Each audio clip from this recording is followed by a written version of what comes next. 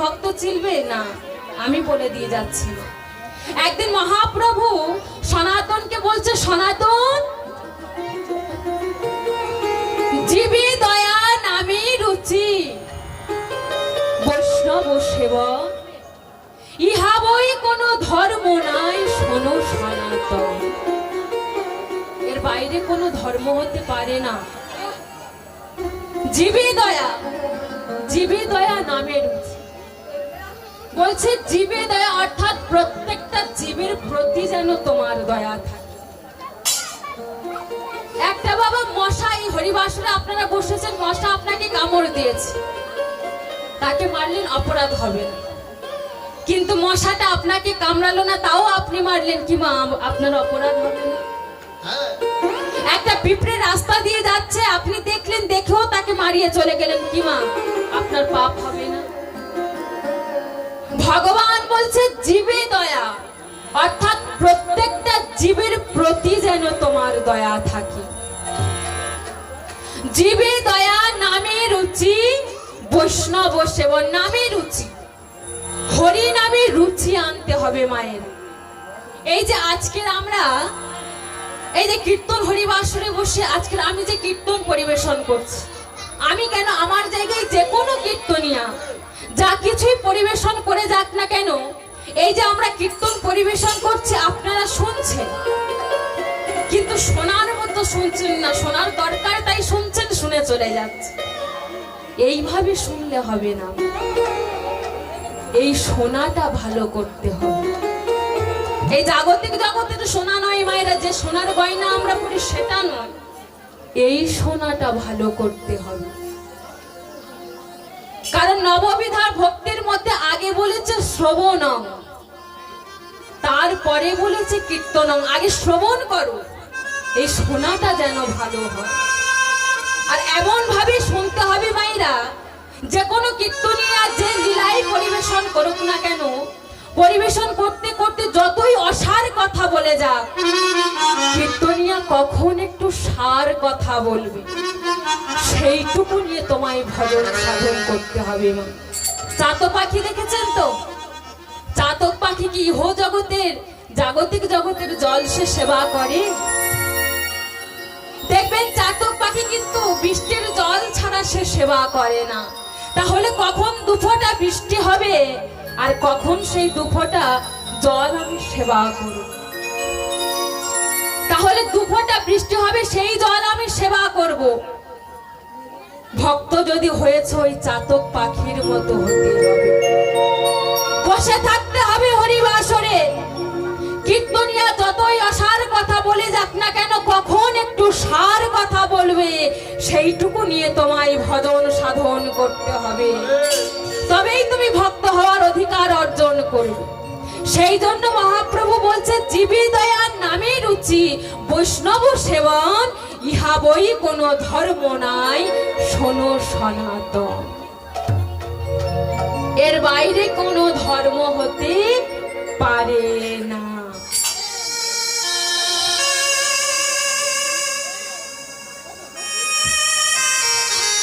এর বাইরে কিন্তু কোনো ধর্ম হতে পারে না। তাই আজকে যখন ওই সাধু মুনি ঋষিগণ যখন শবরীকে অনেক প্রশ্ন করেছে, শবরীর একটাই উত্তর, আমি হলাম শবরী। ও তুই হীরা চন্ডালের মেয়ে না? ছি ছি গো, আজকের কিনা চন্ডাল জাতি হয়ে, আজকের কিনা নীচ জাতি হয়ে, আজকের তোর হাতের জ্বালানি কাষ্ঠে আমরা রন্ধন করে খাই, তারা তোকে দেখাচ্ছি মজা। এই বলে মা ওই জ্বালানি কাষ্ঠ থেকে একটি কাষ্ঠ বের করে নিয়ে আজকে শবরীকে প্রহার করতে শুরু করেছে। দূর হয়ে যা, বেরিয়ে যা, দূর হয়ে যা,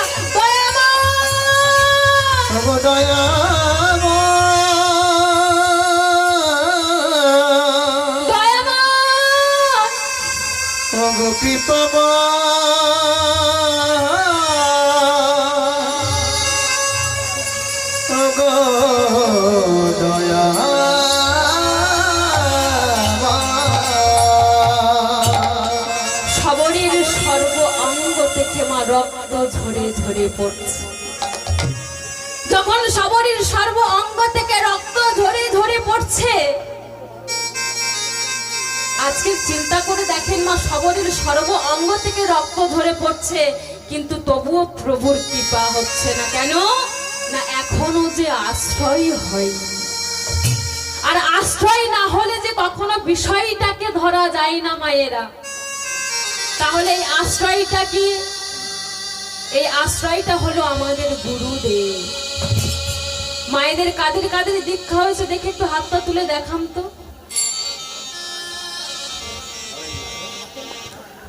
বাহ, অনেকের হয়েছে, কিন্তু যাদের হয়নি তাদের চরণ দুটো ধরে বলে যাব মায়েরা দীক্ষাটা নিয়ে নেবে।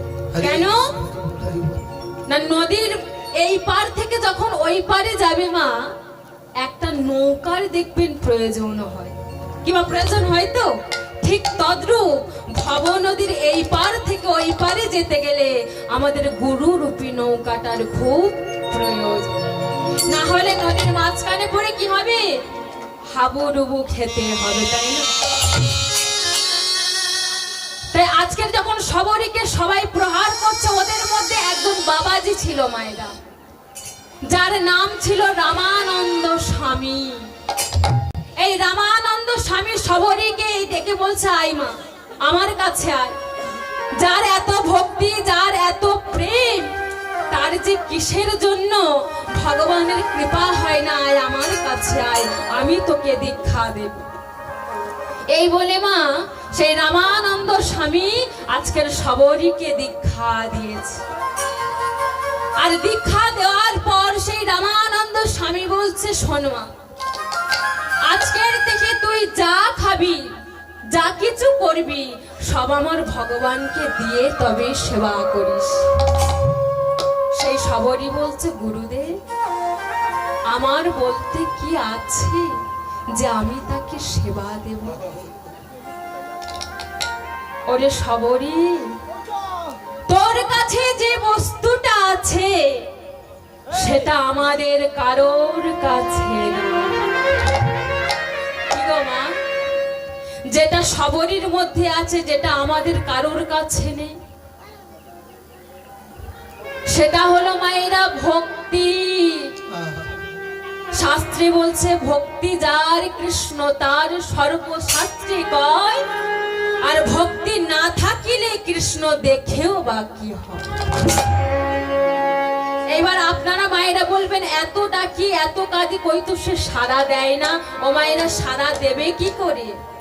সাধিতে সাধিতে যাবে কৃষ্ণ কৃপা করে, এ জন্মে না হয় যেন জন্ম জন্মান্তরে।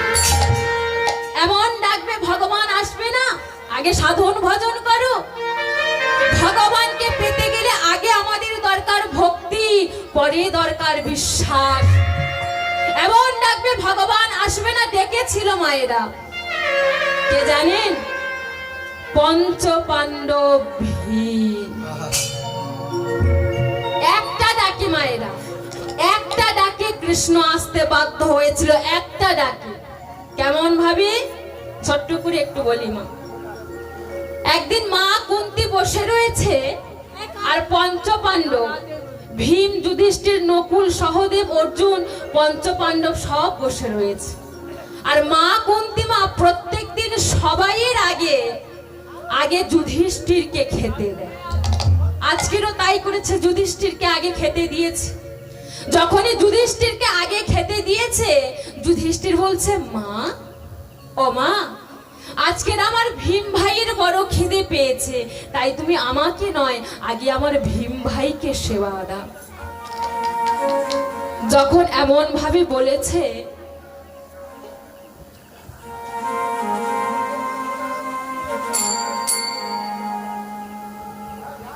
যখন এমন ভাবে বলেছে মা, মা কুন্তি কি করেছে? সবাইয়ের আগে ভীমকে খেতে দিয়েছে। তো যখন ভীমকে খেতে দিয়েছে, ভীম কি করেছে মা? একেবারে মা যা রন্ধন করেছিল, একেবারে সব যা রন্ধন করেছিল সব খেয়ে ফেলেছে। এখন তো মা কুন্তি মা রেগে গেছে। মা কুন্তি মা রেগে গিয়ে বলছে, হ্যাঁ রে ভীম, তোর এত লোভ, তোর এত লালসা যে আজ আমি যা রন্ধন করলাম তুই একেবারে সব খেয়ে ফেললি। আমি কি কোনোদিনও তোকে খাইয়ে উদর পরিপূর্ণ করতে পারলাম না। তোর এত খিদে, তোর এত খাই খাই যে আজ আমি যা রন্ধন করলাম তুই একেবারে সব খেয়ে ফেললি। দেখবেন মা, ইহ জগতে এই কথাটা সবাই বলে, মেনে নেওয়া যায়। কোন মা যদি বলে কোন সন্তানকে যে এত খাই খাই কিসে, এই কষ্টটা মেনে নেওয়া যায় না। ভীম চিৎকার করে বলছে, মা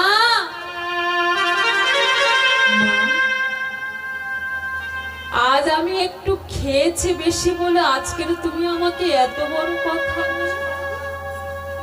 বেশ না, তুমি বলো তুমি কি চাও, আমি তোমায় কথা দিলাম। আজকের যে তুমি আমায় এই কথাগুলো বললি, আজকের বলো তুমি আমার কাছে কি চাও। আমি কথা দিলাম আজ তুমি আমার কাছে যা চাইবে আমি তোমায় তাই দেব।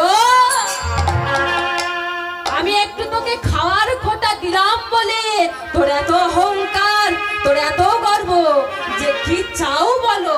তবে শোন ভীম,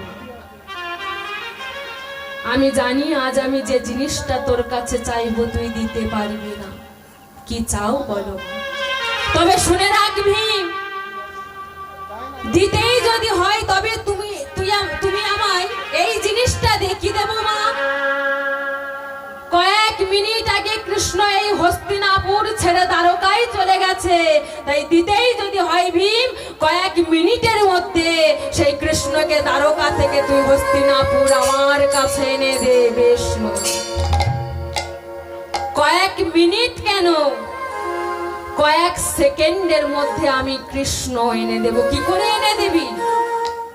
ওমা, ভীমের হাতে একটা গদা ছিল না মা, সেই গদাটা নিয়ে মাথার উপরে একেবারে জোরসে 3 বার ঘুরিয়েছে। আর 3 বার ঘুরিয়ে একেবারে বাবা শূন্য উপরে তুলে দিয়েছে। আর যখনই শূন্য উপরে তুলে দিয়েছে, গদাটা ঘুরতে ঘুরতে নিচের দিকে আসছে। আর যেই না নিচের দিকে আসছে, ভীম কি করেছে, একেবারে তার মাথাটা সেই গদার সোজাসুজি পেতে দিয়েছে। পড়লে একেবারে বাবা ভীমের মাথায় পড়বে। আর যেই না পেতে দিয়েছে, চিৎকার করে শুধু একবার ডেকে উঠেছে, কৃষ্ণ,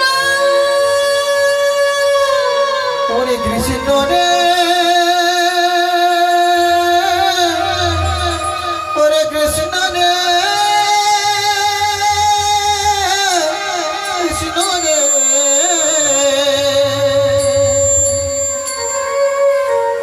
ওরে কৃষ্ণ রে, দেখা রে।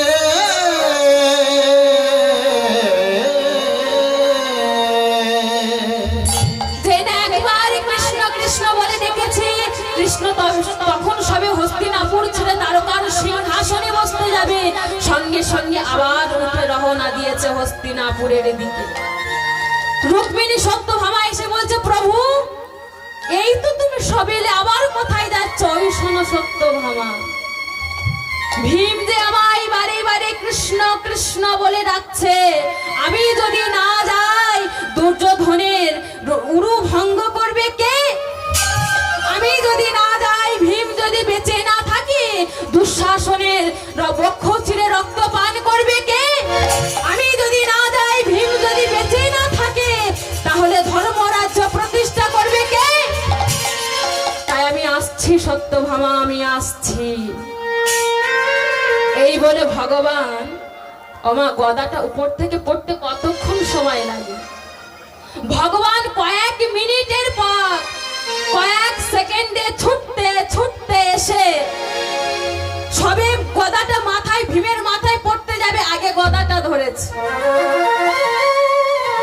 আর এক হাত দিয়ে ভীমকে বলছে, ওরে ভীম, এই গদাটা যদি তোর মাথায় পড়তো তাহলে যে তোর অপঘাতে মৃত্যু হতো। ভীম ধুলাই থেকে উঠে দেখছে তার সম্মুখে কৃষ্ণ এসে দাঁড়িয়েছে। কৃষ্ণ,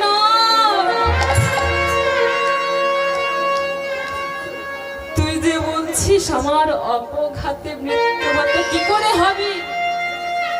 কৃষ্ণ, যে পক্ষে কৃষ্ণ রয় সে পক্ষের কি অপঘাতে মৃত্যু হয়? তাই আমার মৃত্যু হবে না কৃষ্ণ, আমার মৃত্যু হবে না। এদিকে কুন্তিমা দাঁড়িয়ে দেখছে ভীমের বক্ষে কৃষ্ণ ধরা দিয়েছে। ভীম রে, আমি এতদিন জানতাম তুই শুধু খেতে যা,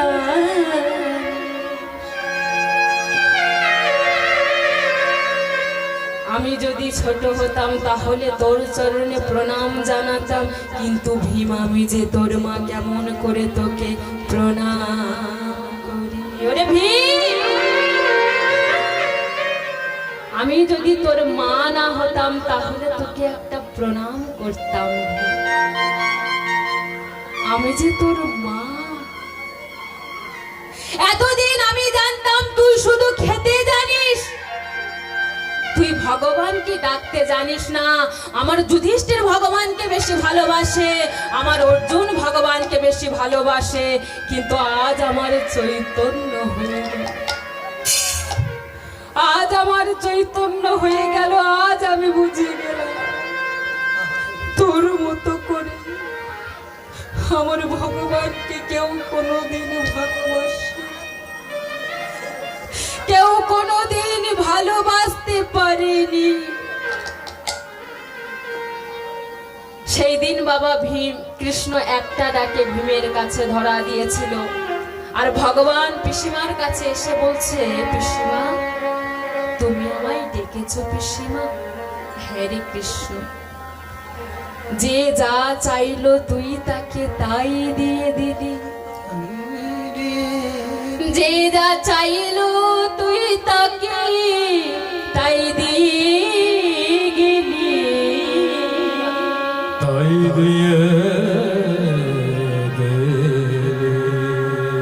তাই কৃষ্ণ তুই তোর পিসিমাকে কিছু দিয়ে যা। বল কৃষ্ণ দিবি আমার? বলো পিসিমা তুমি কি চাও? ওরে কৃষ্ণ,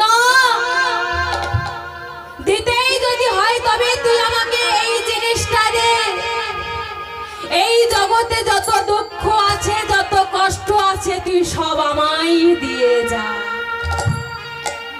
কি গো মায়েরা, আমরা তো ভগবানের কাছে চাই, কোনোদিন ভগবানের কাছে গিয়ে বলেছি ভগবান তুমি ইহ জগতে যত দুঃখ আছে যত কষ্ট আছে তুমি আমায় দিয়ে যাও? কোনদিন কেঁদেছি তার কাছে? কোনদিন বলেছি যে দয়াময় এ জগতে দুঃখ কষ্ট ছাড়া যে তোমায় পাওয়া যায় না, যেখানে তোমায় পাওয়া যায় না সেই সুখ আমার চাই না? কোনদিন বলেছি? কেউ বলিনি। আজকের কুন্তি বলছি কৃষ্ণ রে, এই জগতে যত দুঃখ যত কষ্ট আছে তুই আমায় দিয়ে যা, কারণ যে সুখের মধ্যে কৃষ্ণ থাকে না সেই সুখ আমার চাই না। তাই আপনাদের চরণ ধরে একটা বিনতি করে যাই, ভগবানের চরণে যদি কোনোদিন কিছু চান এই অভাগিনীর কথা একটু স্মরণে রাখবেন। ভগবানের কাছে কেঁদে কেঁদে বলবে যে কৃষ্ণ ইহ জগতে যত সমুদ্র আছে যত নদী আছে যত পুকুর আছে সব জল তুই শুকিয়ে দিস, কিন্তু ভক্তের নয়নের জল যেন কখনো শুকিয়ে না যায়। এই জিনিসটা ভগবানের কাছে চাইবেন, দেখবেন আমার ভগবান সারা জীবন আপনার ঘরে বাঁধা হয়ে থাকবে। তা আজকের বাবা আজকের লীলায় যেই না সবরীর দীক্ষা হয়েছে, দীক্ষা হওয়ার পর শুরু হয়েছে কঠিন ভজন। ভজনটা কেমন দেখেন, মাতঙ্গ মণিদেব স্নানের ঘাটে নেমেছে, চণ্ডাল জাত বলে নিজ জাত বলে সবাই সবরীকে ঘৃণা করছে।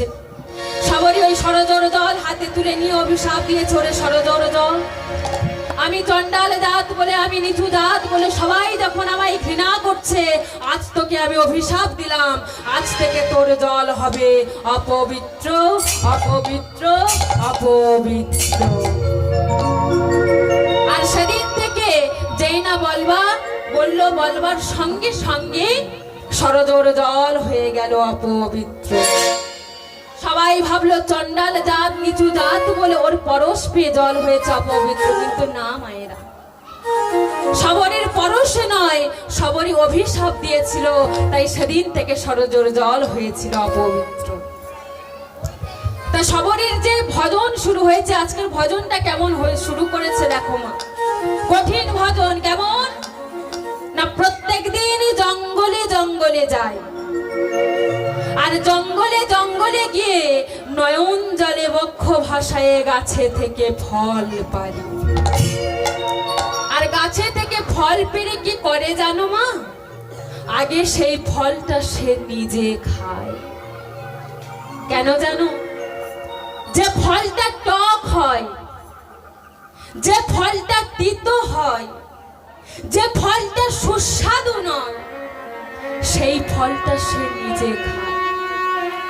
আর যেটা ভালো হয়, যেটা সুস্বাদু হয়, যেটা মিষ্টতা হয়, সেই ফলটা আমার প্রভু রামচন্দ্রের জন্য রেখে দেয়। ভেবে দেখেছেন মা? আচ্ছা, আজকের আমরা যে ফলগুলো বাজার থেকে কিনে আনি, আমরা কি কখনো ভেবে দেখেছি যে আদৌ এই ফলটা আমার ভগবানের যোগ্য কিনা? কিংবা ভেবে দেখেছি কখনো? বাজার থেকে এমন আঙুর ফল কিনে নিয়ে এসেছো যে এত টক তুমি খেতে পারছো না, নুন দিয়ে খেতে হচ্ছে, ভেবে দেখেছো সেই আঙুর ফলটা আমার ভগবান খাবে কি করে? বাজার থেকে শশা কিনে নিয়ে এসেছো, এত তিতো খেতে পারছো না, সেই শশাটা আমার ভগবান খাবে কি করে? সবরই ছিল তেমন ভক্ত মা। আগে সে নিজে খেত, যেটা টক, যেটা কুৎসিত, যেটা তিতো, সেটা সে নিজে খেত, আর যেটা ভালো সেটা আমার প্রভু রামচন্দ্রের জন্য রেখে দিত। শুধু তাই নয় মা, গাছে থেকে ফুলও পারে। আর সেই ফুলটা কি করে জানো? সেই ফুলের পাপড়িটা ছিঁড়ে, আচ্ছা মায়েরা বলুন তো, আমাদের এই দেহের মধ্যে সবচাইতে কোমল জায়গা কোনটা? এই নয়নের মণি মা। দেখবেন সামান্য ধুলোকণা আমরা চোখে দেখতে পাই না, আর সেই ধুলিকণাটা যখন চোখে এসে পড়ে, কিংবা চোখটা খচখচ করে না? সবরই কি করতো জানো?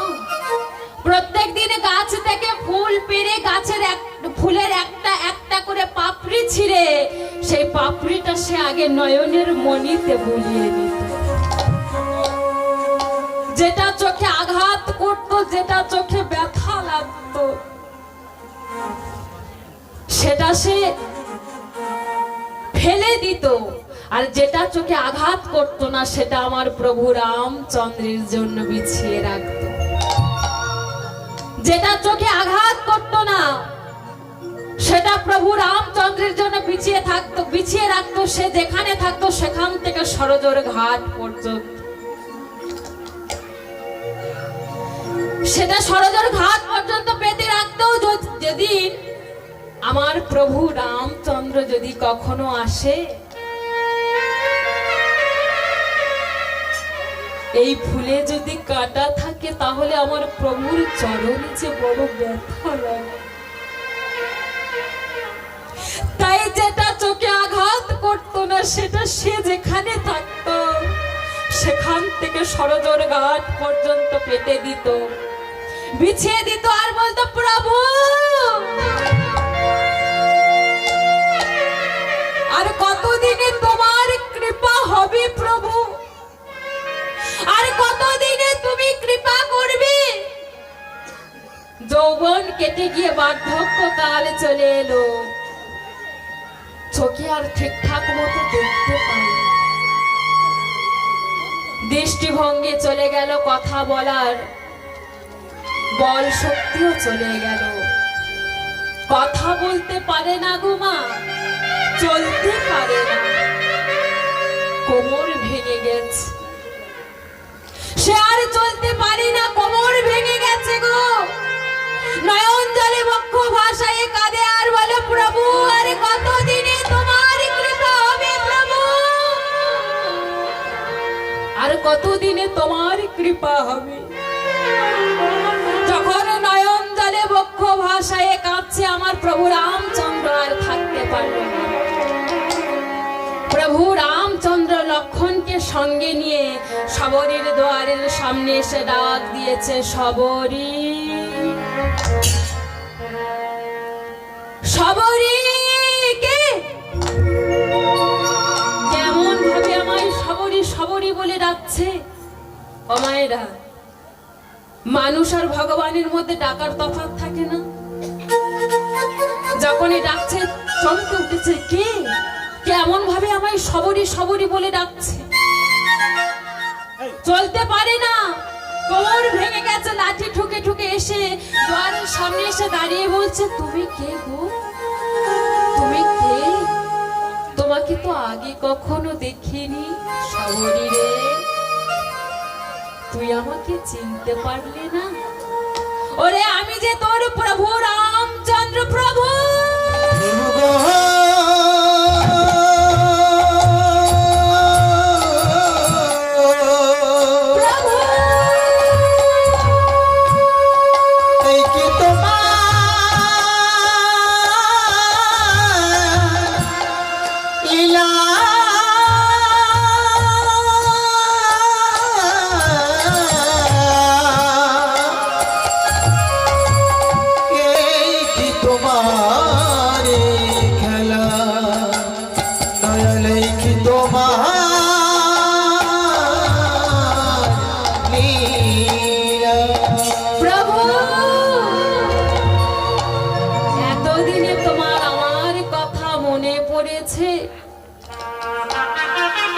এতদিনে তোমার এই অভাগিনীর কথাটা মনে পড়েছে প্রভু।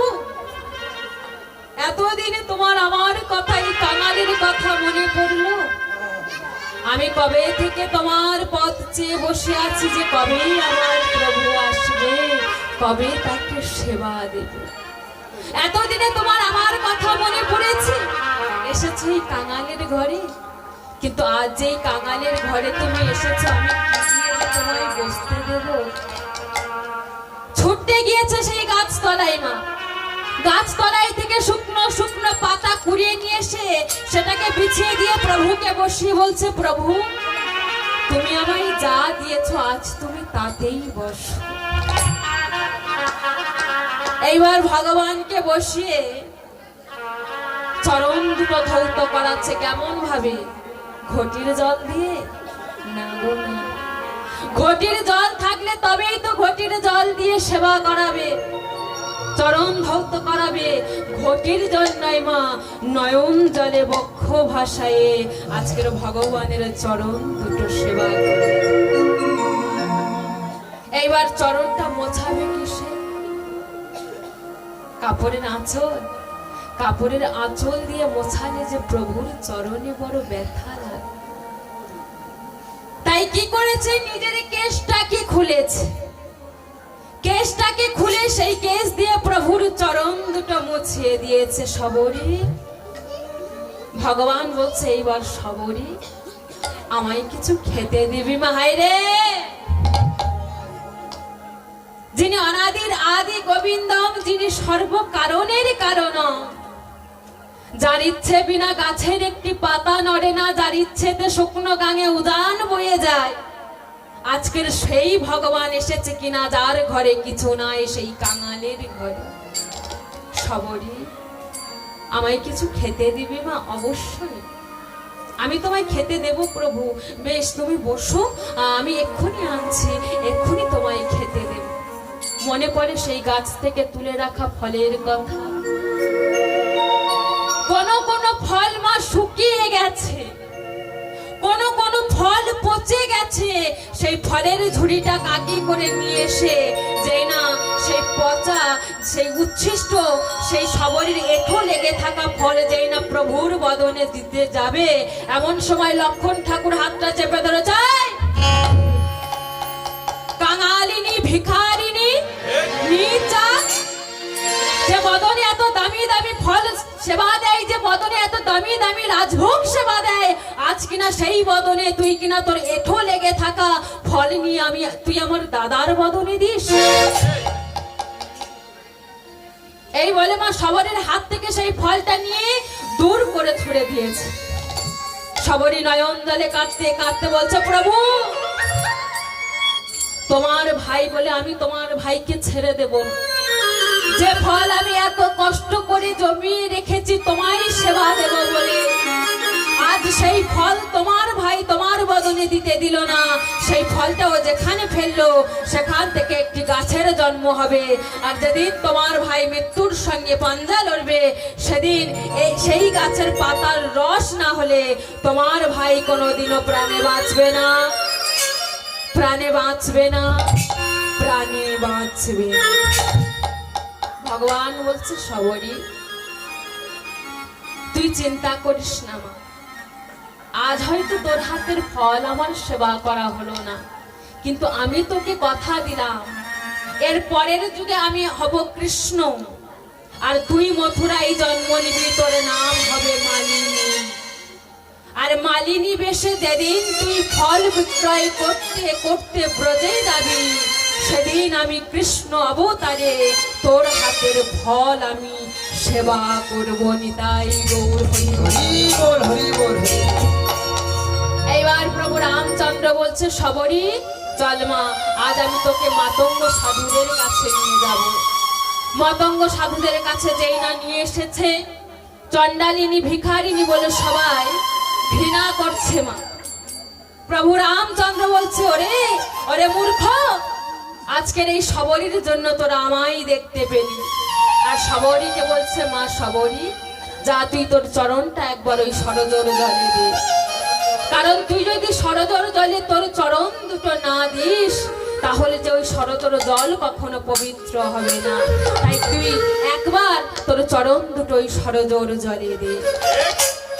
শবরী প্রভু রামচন্দ্রের উদ্দেশ্যে প্রণাম জানিয়ে সেই সরোজর জলে যেই না তার চরণ দুটো দিয়েছে, দেওয়ার সঙ্গে সঙ্গে সরোজর জল হয়ে গেল পরিষ্কার পবিত্র। আর সেদিন থেকে সরোজর জল হয়ে গেল পবিত্র। এইবার শবরী বলছে, ভগবানকে বলছে যে প্রভু এবার তো আমার যাওয়ার সময় হলো, তাই তুমি কৃপা করে করুণা করে একবার তোমার ওই যুগল রূপ আমায় দেখা। যেই না বলা, এইবার প্রভু রামচন্দ্র লক্ষণকে সঙ্গে নিয়ে যুগলে দাঁড়িয়েছে। আর শবরী সেই ভুবন ফোলানো সেই ভুবন মঙ্গল রূপটা নয়ন ভরে দর্শন করছে। তো যখন আজকে প্রভু রামচন্দ্র আর লক্ষণ ভাইকে সঙ্গে নিয়ে যুগলে দাঁড়িয়েছে, শবরী সেই যুগল রূপটা দর্শন করছে। তো এখানে ভক্ত আর ভগবানের মিলন হয়েছে। তো এই লীলা আমরা আস্বাদন, আজকের জগতে ভগবান যত ভক্ত লীলা যত লীলা করে গেছে সব তো জীব শিক্ষা মায়েরা। তাই এই জগৎ জীবকে শিক্ষা দিয়ে বলে গেল, রে তোরা যদি একবার আমায় ডাকার মতো ডাকতে পারিস, আমি কখনো তোদের ডাক ফিরিয়ে দিই না। যে আমায় একবার ডাকার মতো ডাকে, তাকে আমার চরণে আমি ঠাই দিবি। তাই গৌর হরি বল, হরি বল, হরি বল। বলিয়ে প্রভু রামচন্দ্র কি জয়, প্রভু রামচন্দ্র কি জয়, প্রভু রামচন্দ্র কি জয়। নিতাই গৌর কৃষ্ণ প্রেমানন্দে। হরি হরি বল, হরি বল, হরি বল।